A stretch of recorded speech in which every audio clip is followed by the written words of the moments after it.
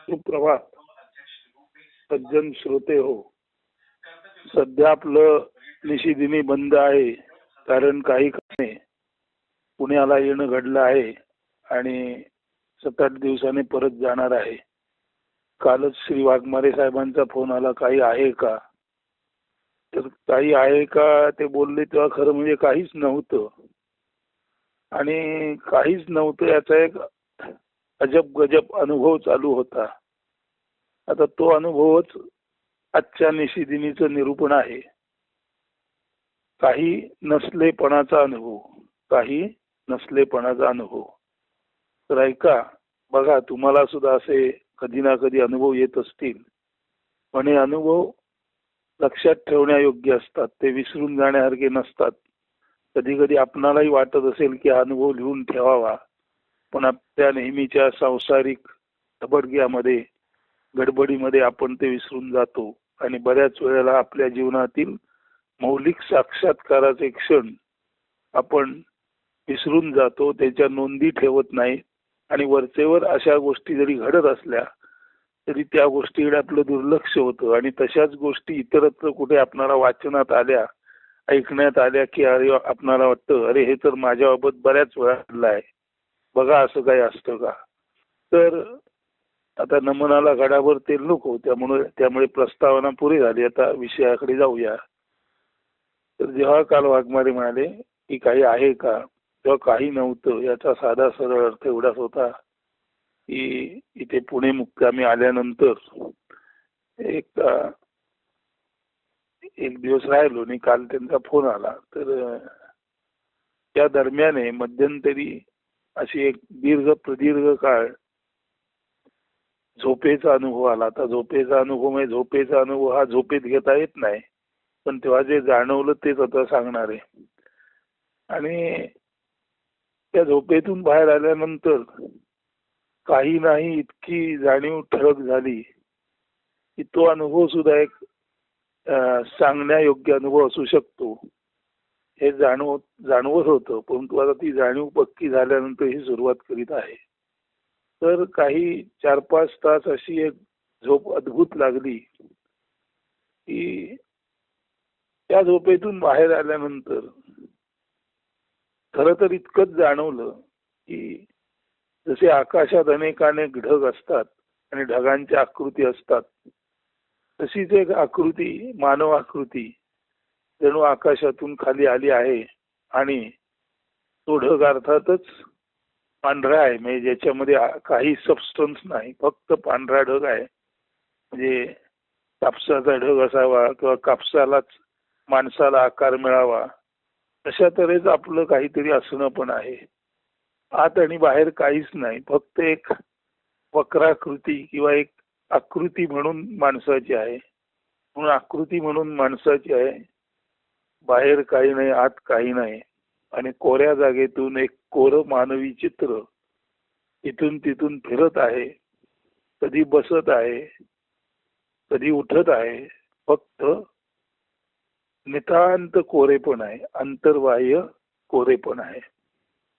आता हे जे अंतर्बाह्य कोरेपण आहे, यात एखादा म्हणेल विशेषते काय, तर यामध्ये थोडं नीट लक्ष दिलं तर यात भरपूर विशेष आहे.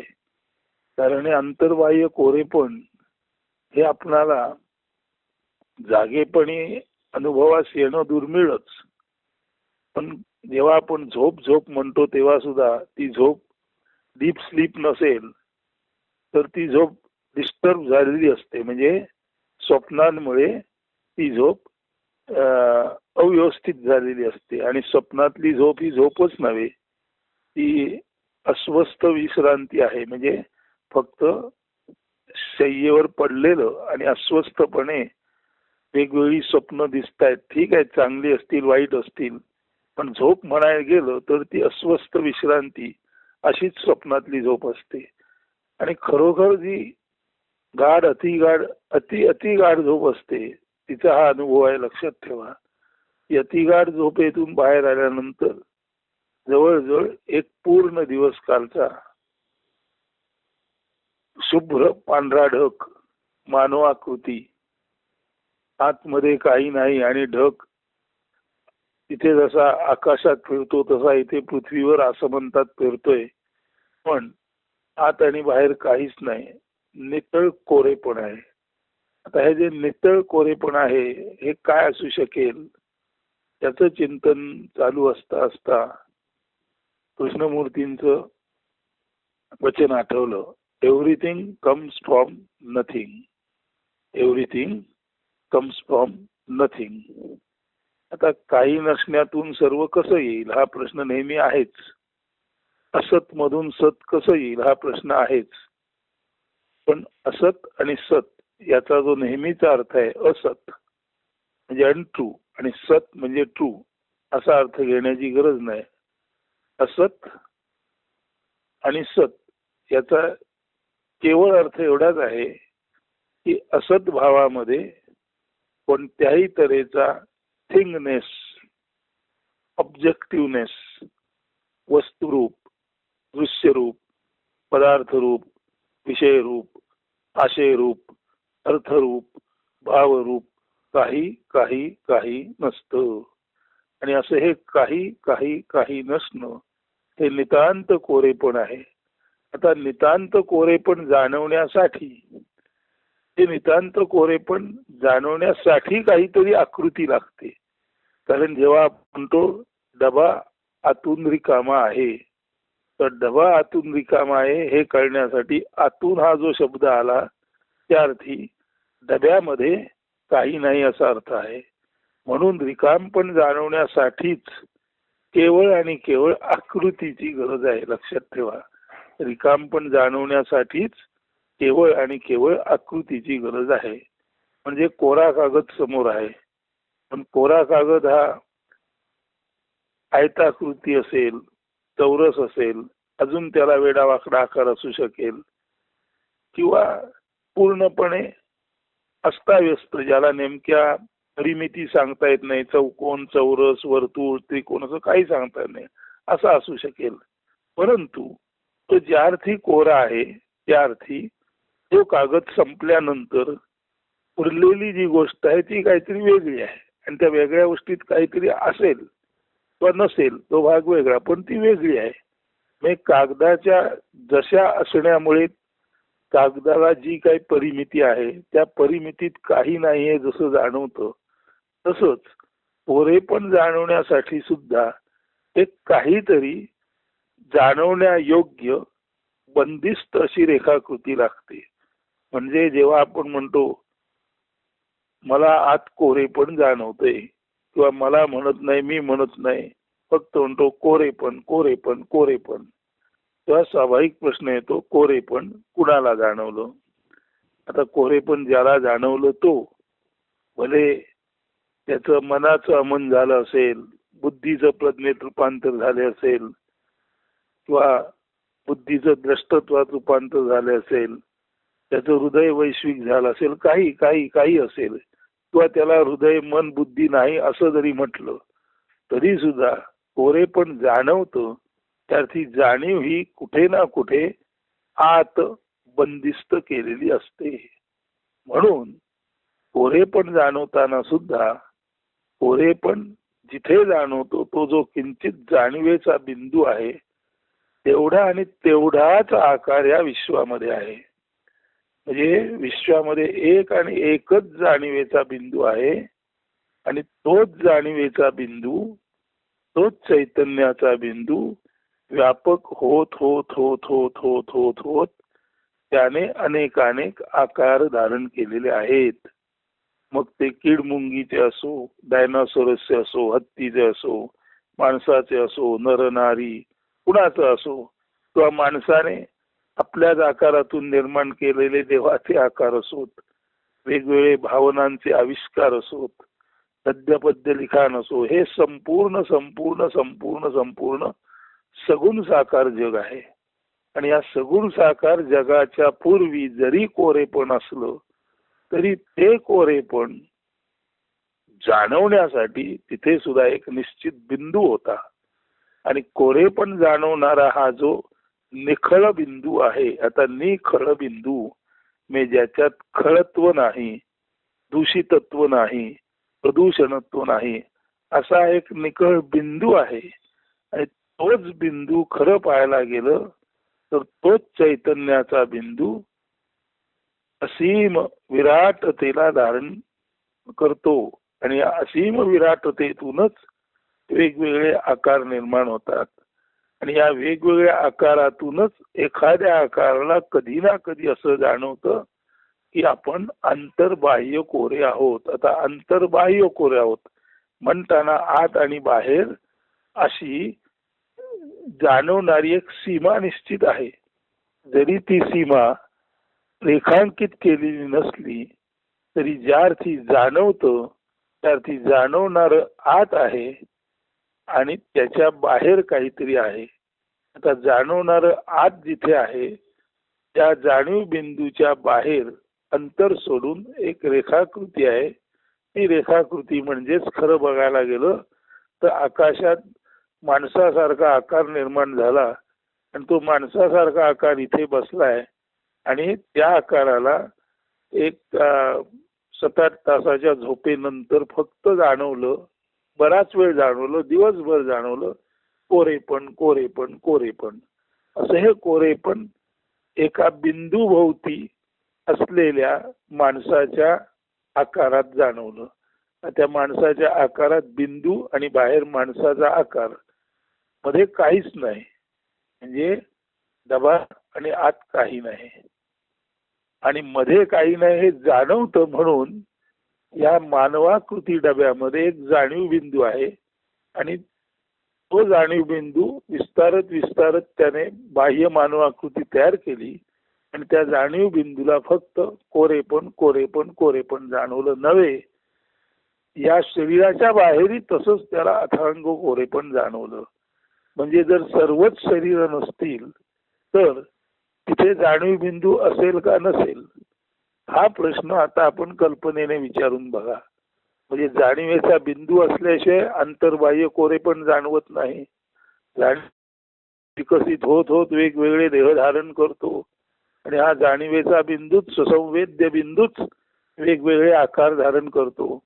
सुसंवेद्य बिंदू वेगवेगळे आकार धारण करतो तेव्हा त्या जाणीवातून वेगवेगळे आकार धारण होतात आणि त्या जाणीवेचं सुद्धा आकारानुरूप विच्छेदन होतं किंवा आकारानुरूप त्याचं डिव्हिजन होतं. मग तेव्हा आपण म्हणतो मुंगीची जाणीव, माणसाची जाणीव, सिंहाची जाणीव, झाडाची जाणीव, पशुची जाणीव, पक्षाची जाणीव, नराची जाणीव, नारीची जाणीव आणि शेवटी माझी जाणीव, तुझी जाणीव, असं असं असं असं होत होत हे संपूर्ण द्वैताचं पटलं. हा संपूर्ण संसार असाच असाच असाच असाच बृहत होत जातो. आणि हे जे बृहत होणं आहे जाणीव बिंदूचं, ते बृहत होणं म्हणजेच ब्रह्माचे पसरणे. तर ब्रह्माचे पसरणे केवळ एका निव्वळ असण्याच्या जाणीवेतून पसरलेलं आहे. आणि हे निव्वळ असणारी जी जाणीव आहे ती जेव्हा अशी अशी जाणीव झाली, तशी तशी जाणीव झाली, या तऱ्हेची जाणीव झाली, त्या तऱ्हेची जाणीव झाली, तेव्हा स्वाभाविकपणे हा संपूर्ण द्वैताचा पसारा निर्माण झाला.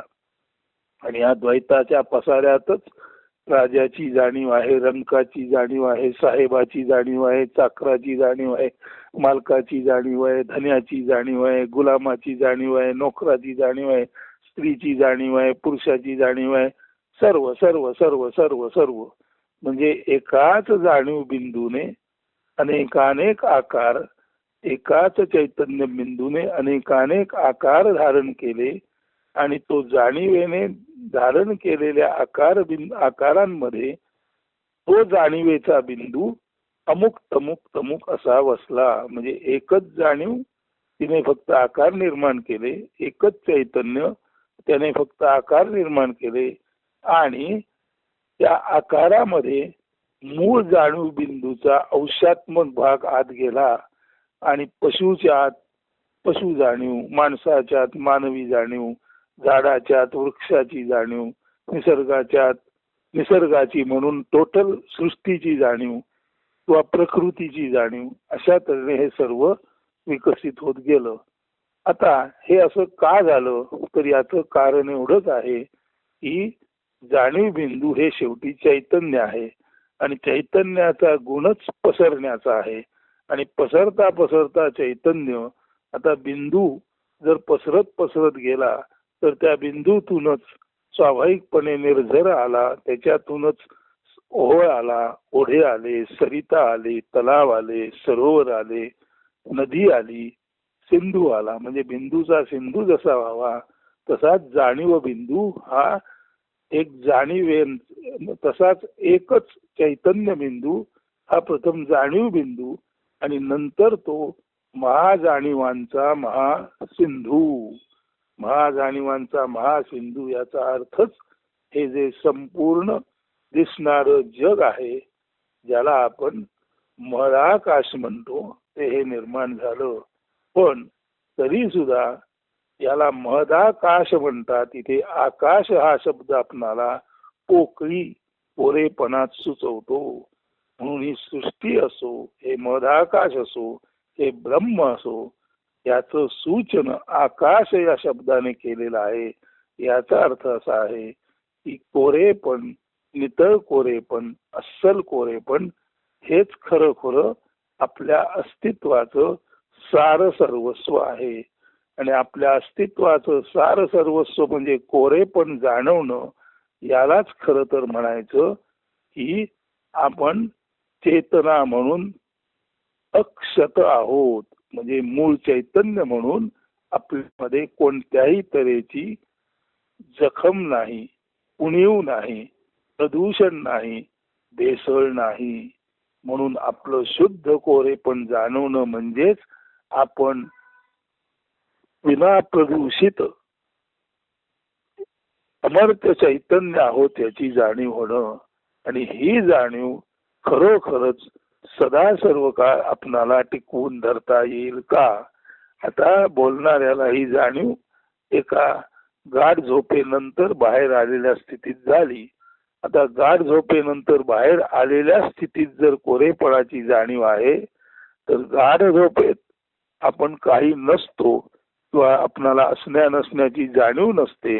म्हणून गाढ झोपेला जरी तमोगुण म्हटलं तरी गाढ झोपेतून बाहेर आल्यानंतर ही शुद्ध कोरेपणाची जी जाणीव आहे ती जर अजिबात विचलित झाली नाही तर हीच शुद्ध कोरेपणाची जाणीव म्हणजे समाधित्वाची जाणीव, म्हणजे समत्वाच्या अधीन असलेल्याची जाणीव.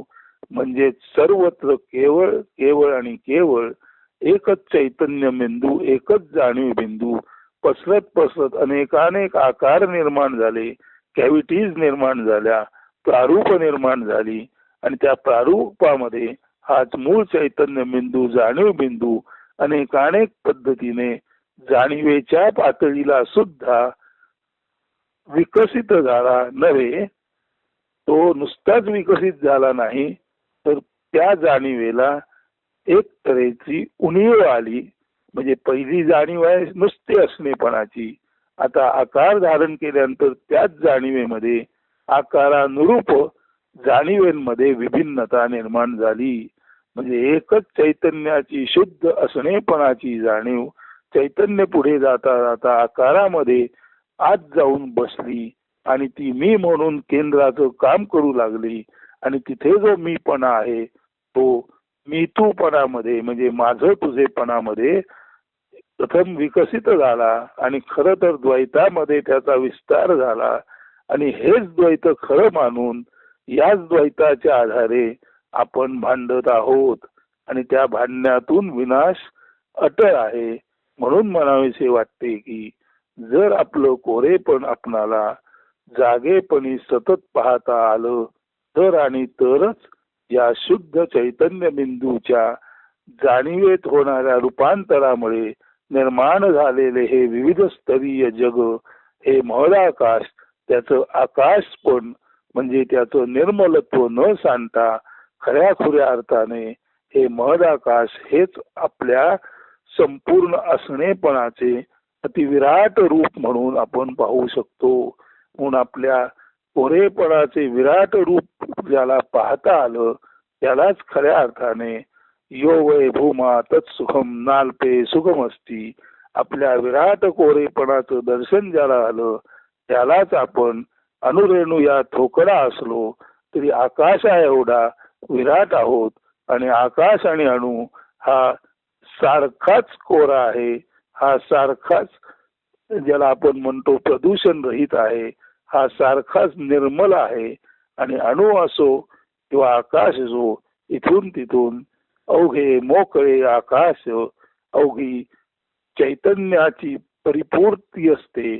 आणि चैतन्य इथून तिथून बिंदू असो, सिंधू असो, अणु असो, आकाश असो, एकच एक असतं. याची सातत्याने जर आपणाला अनुभूती घेता आली तर आणि तरच या जगातील असलेल्या द्वैताचा असून नसलेपणी, म्हणजे असून सुद्धा नसलेपणी त्याचा बिमोड करता येईल. असून नसलेपणी बिमोड म्हणजे द्वैत दिसत असलं तरी मूलतः ज्ञान पातळीला इथे केवळ एक आणि एकच जाणीव बिंदू अनेकानेक आकारात गेला. आणि जाणीव बिंदू अनेकानेक आकारात जाऊन तिथे जाणीवाना एक तऱ्हेचं विकृत रूप आलं आणि तिथे भेदाभेद द्वैती संसार निर्माण झाला. हे ज्याच्या लक्षात येतं तो कुठेही असला, कसाही असला तरी तो माणूस म्हणून पण तसाच कोरा असतो, हत्ती म्हणून पण तो तसाच कोरा असतो, पर्वत डोंगर सृष्टी म्हणून सुद्धा तो तसाच केवळ केवळ आणि केवळ अनंत विस्तारित जाणीव बिंदू म्हणून असलेला तोच अनंत विस्तारित महासागर आकाश असतो. हे जर आपण पाहू शकलो तर आणि तर एक निश्चित आपल्यामध्ये क्रांती घडेल. आणि त्या क्रांतीचं मर्म हेच आहे की हे जे महदाकाश आहे, हे अफाट पसरलेलं आकाश आहे, हे महद आकाश असो किंवा ज्याला पेशी म्हणतात त्याच्यातील व्हाईड असो, पेशीच्या आतील व्हाईट म्हणजे कोरी किंवा आकाशातलं कोरेपण, हे प्रत्येक अस्तित्वाच्या मधलं हे जे कोरेपण आहे त्याच कोरेपणाची जर आपण साखळी केली तर इथून तिथून अवघे मोकळे आकाश याची अनुभूती जेव्हा आपल्याला घेता येईल तेव्हाच खऱ्या अर्थाने आत्म्याचे स्वातंत्र्य म्हणजे काय ते आपल्या लक्षात येईल. आणि असं आत्म्याचं स्वातंत्र्य हेच खरं खरं स्वातंत्र्य आहे. बाकी ज्याला आपण लोकशाही म्हणतो तिथे अनेक लोक आणि अनेक विचार आणि अनेक विचारांना अनेक तऱ्हेने स्वातंत्र्य द्यायचं म्हटलं तर अनेकानेक विचार म्हणजे अनेकानेक माणसांची गर्दी, आणि गर्दीत जशी माणसे एकमेकांची शरीरे एकमेकावर आदळतात तशीच गर्दीतल्या माणसांची मनं सुद्धा एकमेकावर आदळतात. आणि गर्दीमध्ये लोकशाही म्हणजे जर बघायचं झालं तर गर्दीमधील लोकशाही किंवा लोकांच्या गर्दीत नांदणारी लोकशाही म्हणजे बघायला गेलं तर ती केवळ आणि केवळ एक युद्धच असतं. त्यामुळे असं नाही की राजेशाहीत युद्ध असतं, हुकुमशाहीत युद्ध असतं, असं नाही. तर ज्याला आपण तथाकथित लोकशाही म्हणतो ती सुद्धा तितकीच युद्ध पिपासू लोकांची बनलेली एक अव्यवस्था आहे. हे जर आपण लक्षात घेतलं तर, आणि ते लक्षात घेण्यासाठी फारसं काही करायला नको. आजकाल जे चाललं आहे तिकडे लक्ष दिलं की लक्षात येईल. अमेरिका सुद्धा लोकशाहीच सांगते, भारत सुद्धा लोकशाहीच सांगतो, ब्रिटन सुद्धा लोकशाहीच सांगतो, फ्रान्स सुद्धा लोकशाहीच सांगतो. परंतु हे सर्व लोकशाही सांगणारे लोक एकमेकाच्या अंगावर तसे तुटून पडले आहेत की लोकच लोकांना खाऊन टाकत आहेत.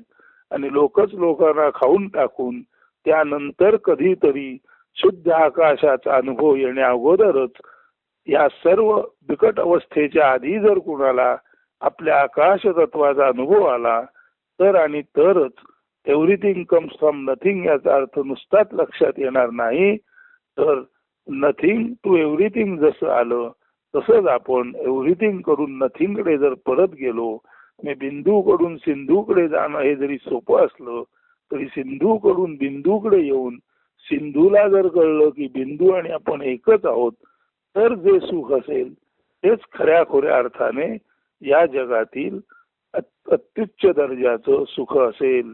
आणि तसं नसेल तर इथे स्पष्ट दिसत आहे की फार लवकरच त्या संपूर्ण अस्तित्वाची अत्यंत झालेली गर्दी आणि त्यामध्ये निर्माण झालेले मी तूपणाचे विकार हे संपूर्णपणे या अस्तित्वाचं बिमोड करण्याच्या दिशेनं आहेत. अर्थात अस्तित्वाचा बिमोड केला तरी जाणीव बिंदू म्हणून माणूस कोरेपणावरच येतो आणि अस्तित्वाचा जरी विकास झाला तरी मदाकाश म्हणून माणूस शुद्ध आकाशाकडेच जातो.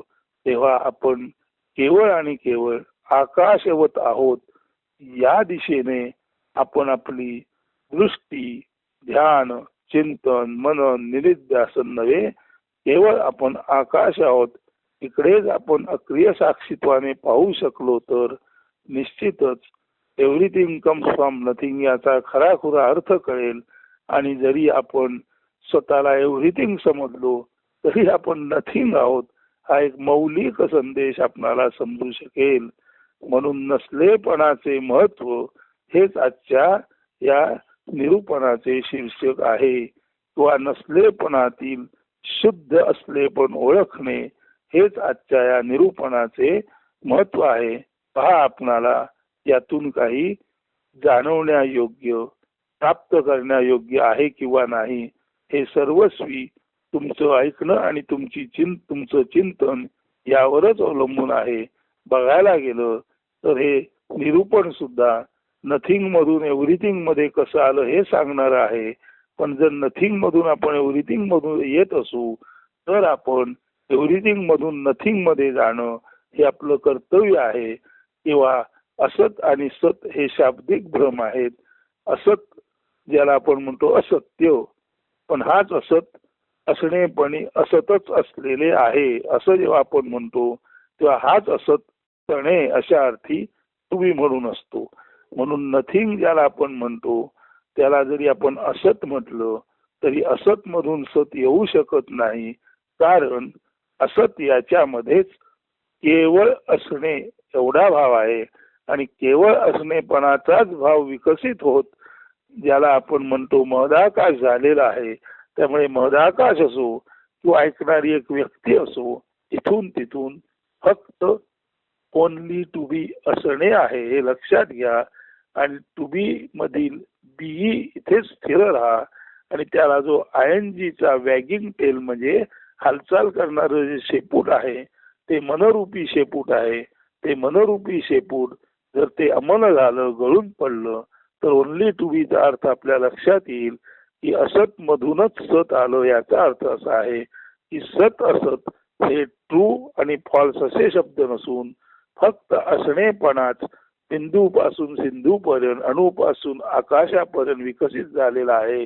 आणि तसाच आपण अगदी जरी सम्राट असलो, आपण या विश्वाच्या दृष्टीने आकाशाला हात पोचत नाही इतक्या उंचीवर जरी आपण असलो तरी आपला सम्राट सुद्धा, आकाश सुद्धा अणूपर्यंत जर खाली येऊ शकलं आणि अणू जर आकाशापर्यंत पोचू शकला तर nothing to everything and everything to nothing याचा केवळ अर्थ शुद्ध असणे. आणि असं शुद्ध असणेपणाचा अनुभव हाच खराखुरा आत्म्याचा आत्म्याला आलेला आत्मानुभव असतो. धन्यवाद. सुप्रभात. सुदिन.